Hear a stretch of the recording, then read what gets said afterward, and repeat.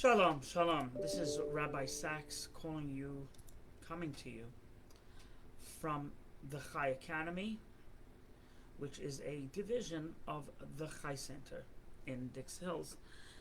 We have been together now for a few months, daily classes, and we have explored many topics in Judaism. We're currently in the midst of the Genesis course. Genesis from creation through the 7 days of creation, and then we are holding now Genesis chapter 2. So chapter 2 talks about in detail how God created mankind, how he created Adam and Eve. Good afternoon, Eileen. And we've discussed some many fascinating topics.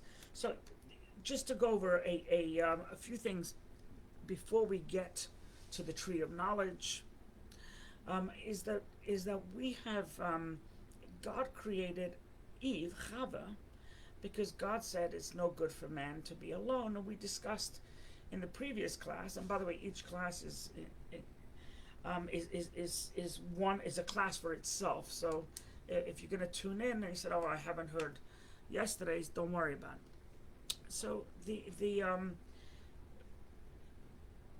man, it's no good for man to be alone. So lonely, man, it's one of the worst things you can do for mankind is for man to be lonely. You know, we spoke about the worst punishment you can give a person is solitary confinement. The longer it is, the more torturous it is, and it completely ruins an individual when they don't have dialogue. So God was concerned for Adam. You know, he's alone. He doesn't have any peers.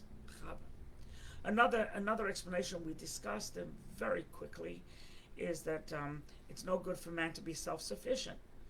God did not want a human being to have every talent there is. He didn't want him to be a thinker and a singer and great hands and the ability to be a surgeon and a plumber and etc. On and on and on. Man shouldn't be self-sufficient. You need specialists and you need specialties, and you can't be a jack of all trades.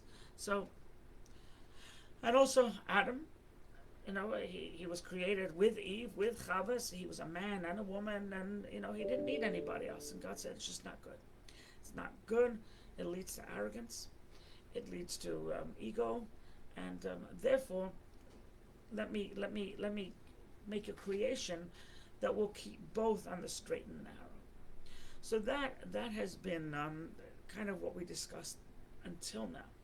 Now, an interesting thing that when at a Jewish wedding, when a couple get married, so we make blessings under the chuppah. It's called Sheva Brachot, 7 blessings. One of them we say is talks about Adam and Eve. Essentially, that that we bless you, that you should be like Adam and Eve in the Garden of Eden, and and Amen. So the question is, what is that blessing? What is that blessing really saying? You should be like Adam and Eve. What does it mean? So one commentary, one interpretation that I saw is that many marriages fail. Much communication breaks down between husband and wife is when there's too much family interaction. I don't mean that interaction is a negative thing. There's too much family advice, right? So we discussed that a person should leave his mother and his father and cleave to his spouse and should become one flesh. And we spoke about that you have to take. Has to be a priority, right? A priority that your spouse, whether it's the man to the woman, woman to the man, you are it. You are it. But let's take a look at that blessing.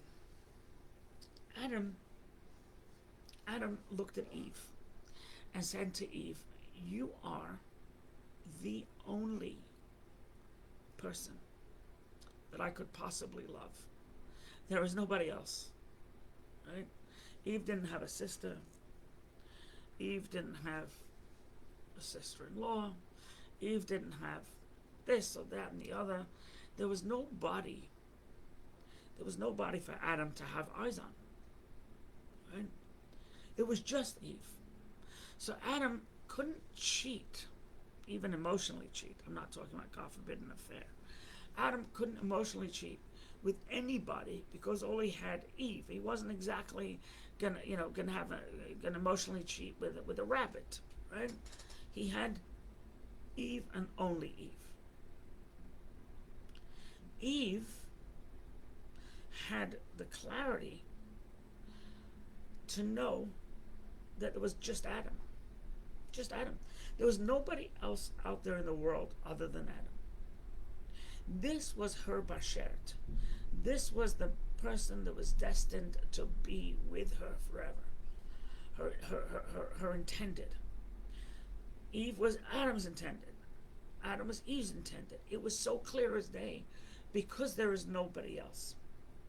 So that is with the blessing we give to the bride and groom, is that don't even give it a second thought. Oh, I could have married. Oh, I could have married a Rothschild daughter. I could have married a this or a that. No, you're exactly where you're supposed to be. And there's nobody else in the world for you other than whom you are with. You should be like Adam and Eve and have that contentment and that knowledge and that feeling and that satisfaction, that you're satisfied, satisfaction, that just, this one's for me and I'm for her and she's for me, etc. Right? And you take it a step further and it's the truth. And it's the truth because if you think about it, many people come home. They worked all day at the family business. And let's say for argument's sake, it doesn't really matter, but let's say for argument's sake, it's a prestigious family business. It is, they're the CEO of Goodyear or the CEO of whatever it may be, Trump, right? Whatever it may be. When they come home at night and they close that door, they're not Mr. Hotshot.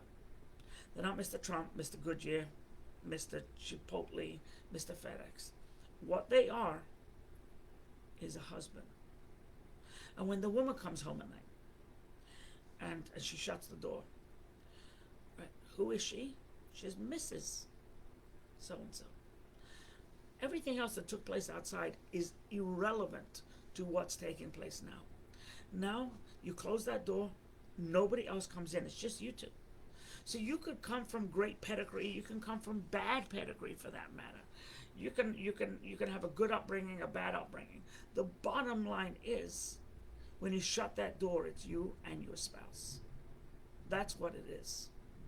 So that's the blessing we give Adam and Eve, is that the blessing we give you should be like Adam and Eve, is because there's no doubts. There isn't any. You are exactly where you're supposed to be. Unless it doesn't work out, right? And I always say that, me personally, I tell people that I despise divorce. I would never tell somebody, there's a caveat to this, obviously, to get divorced, work it out, figure it out, etc., etc. If there's abuse, out. You don't even have to wait for the second smack. There's abuse, you're out. But barring that, work it out. You're supposed to be with each other. You're supposed to be with each other. The other thing we see is that God made Adam from the earth, as we said last time we met. There was a mist and earth, and God formed it in the earth. Man then blew into his spirit, blew into his nostrils a soul, so man was now animated, etc., etc. For Eve was not created from earth. It's not as if God got a different pile of earth and said, okay, Adam, you were made from here. Eve, you were made from a little bit of red clay, so that's why, you look, your cheeks are rouge, your lips are redder. No. Eve wasn't made, and this also implies a different plot of earth. Eve was made from Adam. literally from Adam. God took his side, not a rib, but his side. No earth. So it's really one. It's really one. Because God didn't introduce any separate patch of earth in order to make Eve. What God did was he said, okay, Evala and Adam, you're truly one person. Just like, I guess, a parent and a child, right? You can't get closer than that, right? In terms of DNA. It's when you take the child's, swap the child and swap the parents and put it together, it's going to match exactly. I mean, it's just, boom, it's there, right? Likewise, Adam and Eve had the same DNA. They were one that was divided into both. So when you find your bashet, when you find your intended, it's not that you're finding someone who's distinct and separate from you, but rather you're finding somebody who's you. And that's the idea. Could have different quirks and could have different, but you are finding yourself. It could be like you, it could be opposite of you, nonetheless it's you. So those are some of the things that we didn't get to talk about last week. But the main topic of today and probably tomorrow's class, please God, is that if you take a look in Genesis chapter 2, verse 16, and the Lord God commanded man, saying, from every tree in the garden you may eat. Verse 17. But from the tree of knowledge, good and evil, you shall not eat from it, because the day you eat from it, you will surely die. Okay. So, there's something called an elephant in the room. And this, to me, is an elephant in the room. When there's an elephant in the room, you can't really ignore the elephant. You can try and ignore the elephant. This is something. The obvious question is, why? Why? What's wrong with knowledge? My goodness, that's what we do all day, every day, is we strive for knowledge. We study, we read, we exist, we learn, we look at somebody, we emulate somebody. Every day we're supposed to add to our knowledge and it should become part of ourselves. God said, no, don't eat from this tree of knowledge. And it's an elephant in the room. You know where an elephant in the room is? It's a rockabye baby on a treetop. When the wind blows, the cradle will rock, right? And then down will come baby, cradle and all. What? No, the baby, the cradle was on top of the tree and it fell out of the tree. I mean, did somebody call an ambulance? Did somebody check if the baby's okay? We sing this to kids. So that's an elephant in the room. Elephant in the room is, it's glaring at you that it doesn't make sense. So the question about rockabye babies, of course, what are we doing traumatizing our kids like that? But the question here is, what is so bad about knowledge? My goodness. Right? What is, and not only that, we see later that God said, oh, you know what? They've become one of us. In other words, it seems to be like a godly thing to have happened. So why is this such a negative to eat from the tree of knowledge? So there's a few answers, and some of them I think will resonate more, but these are profound lessons. And when we go further into this sin, right? We have to analyze who the snake was. What was he all about anyway? Right? What was the snake? Right? So we discussed last week that it was external evil, but the snake could walk, could talk, right? Anyway, but we'll there's so many different elephants in the room, but let's discuss this one. What is so bad? What is so bad about good and evil? So Maimonides, Rambam, Ramosha ben Maimon, explains it as something like this. He says the Torah doesn't use the term right and wrong. The Torah uses the term good and evil. Good is good. Evil is evil. It's God's version of good and evil, and it's completely not subjective, it's objective. It's God's determination of good and God's determination of evil. If you look at the in the Torah directly, after they ate from the fruit, after they ate the fruit, so I'm just going to find it, right? So the snake told Eve, because God knows that the day you eat of it, your eyes will be open, and you'll be like God, knowing good and bad, right? And good and bad, right? Good and evil. However, when they finally eat it, it says, give me a second. When they finally ate it, it says that they realized they had no clothes. They realized that they were completely naked, and they needed clothes. So before they ate it, there was only this idea of good and evil, and it was God's. It was objective. They walked around naked, and it was fine because it was God's view of good and evil. Once they internalized it, instead of going on an ascent, they went on a descent. Because now they realized they're naked. Now what they did was it was no longer good and evil, it was right or wrong. It became more subjective. Good and evil should be objective. It shouldn't be. You shouldn't be able to say what's good, what's evil. Let God decide. Right and wrong is subjective. So it's basically it became their determination. God was fine with them naked. But when they ate from it, they said, oh, whoops, we're naked, and it's genitalia, and it's this, and it's that. Let's cover. Right? So before then, they were pure, walking around without clothing.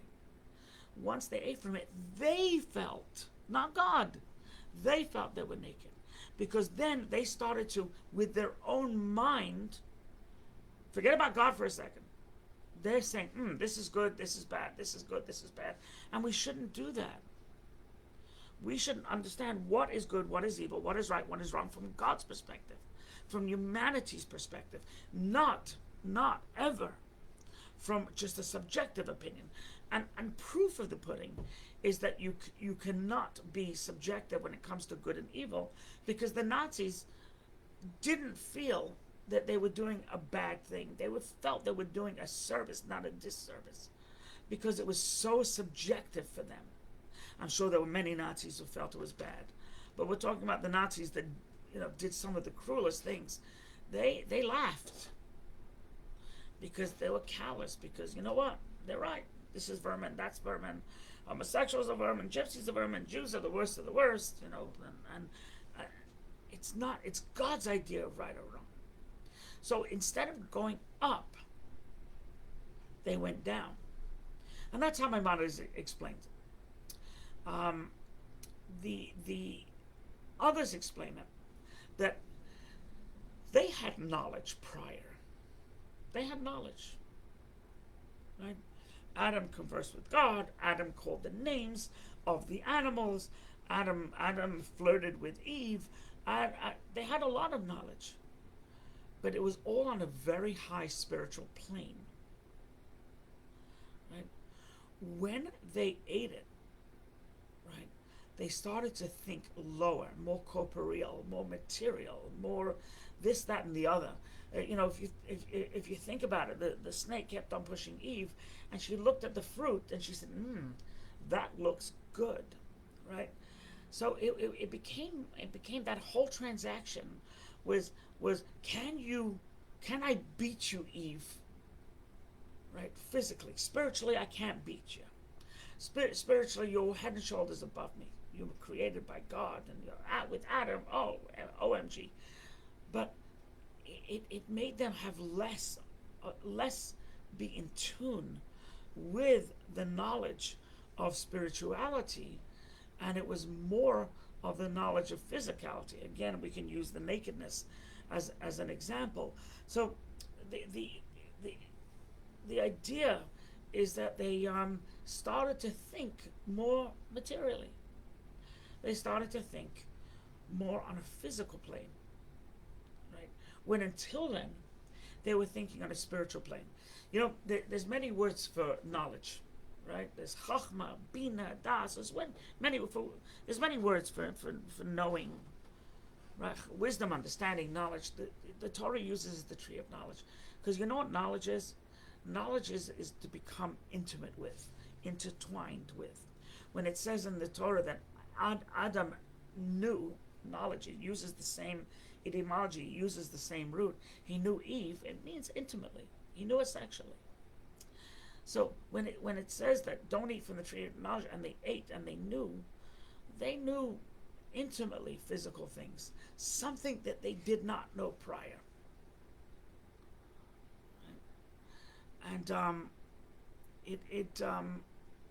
the knowledge basically changed them. It created a change in them, and so now the knowledge really changed who they were. And God wanted them to remain pure. God didn't want them to be sullied with physicality, but they ate. And God said, I don't want you to eat. I'd rather you be as pure as you can for as long as you can.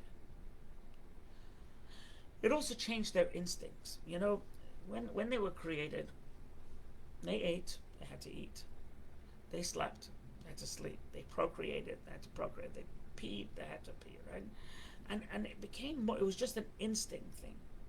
But once they ate from the tree of knowledge, it changed them to the point where they ate because they craved eating. Wow, this looks good, this looks good, this looks good. As opposed to just eating without having so invested. I like good food, and and sometimes I go, oh, that looks good, that looks good. I'm invested in it. And that's not my fault, that's Adam and Eve's fault. Right? I'm overweight because of Adam and Eve. But until then, eat, you gotta eat. Drink, you gotta drink. Right? Procreate, yeah, I understand, we gotta do it. This and that, we gotta do. But it wasn't with a it was no craving, there was no lust, right? So and then after they ate, it became now extremely important to the exclusion of other things. No, God, I can't serve you right now because, right, I have to eat my lo mein. Right? God, I'm sorry, I can't pray the evening prayer because I have to lie with my wife. It becomes I'm lusting and I'm this and I'm that, whatever it may be. Lust doesn't have to be sex. I love this, and I want my curtains. I want my curtains to match the dress that I'm wearing, and it should also match the couch, and I want etc. etc.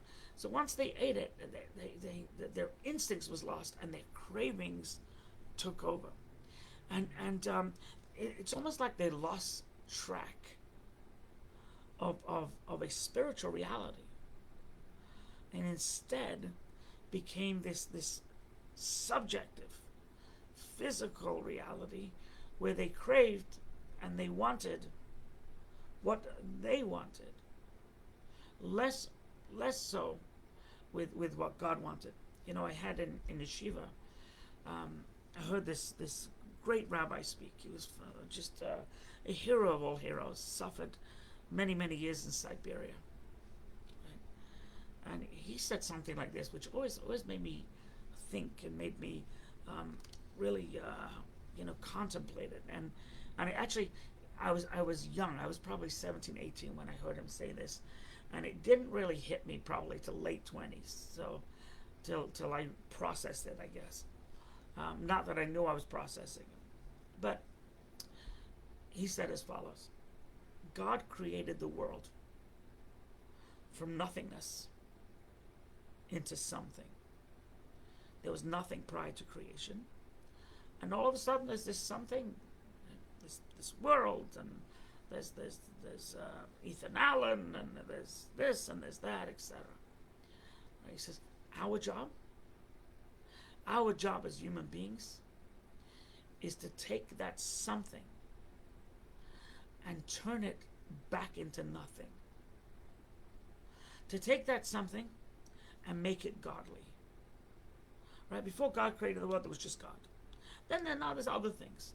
Our job is to show that there's priorities. Certain things are important.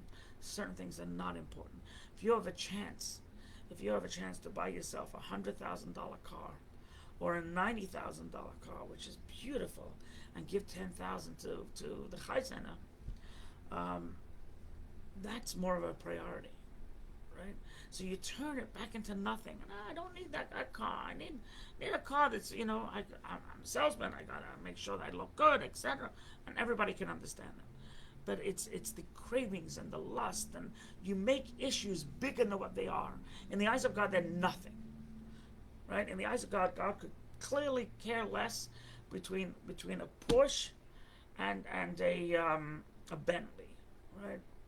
I could care less also, by the way. But so that's the idea. We make it into nothing. We revert things that we feel are a priority into nothing. It's not a priority anymore. It's completely not a priority, right? So that is the so that is the idea. Once they ate that forbidden fruit, it was a game changer, and they became corporeal people with physical desires, with physical needs, right? Now, is that such a bad thing? No, but think of from where they came, right? Think of from where they came. And there's more to this story that will continue over the next couple of days. But just think of where they came. They were created by God, right?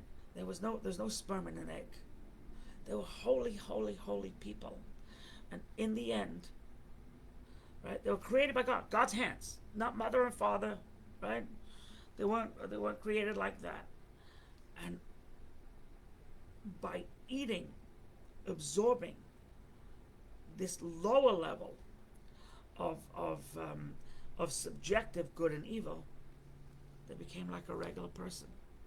They belittled themselves because they could have remained incredibly lofty. If you have any questions, now's the time. Rabbi@thechaicenter.com. If you enjoyed this class and you wish to share it, please do so. You can find this class and many, many other classes at thechaicenter.com/academy. And today you were a pretty quiet group, whoever was watching. All right, be well.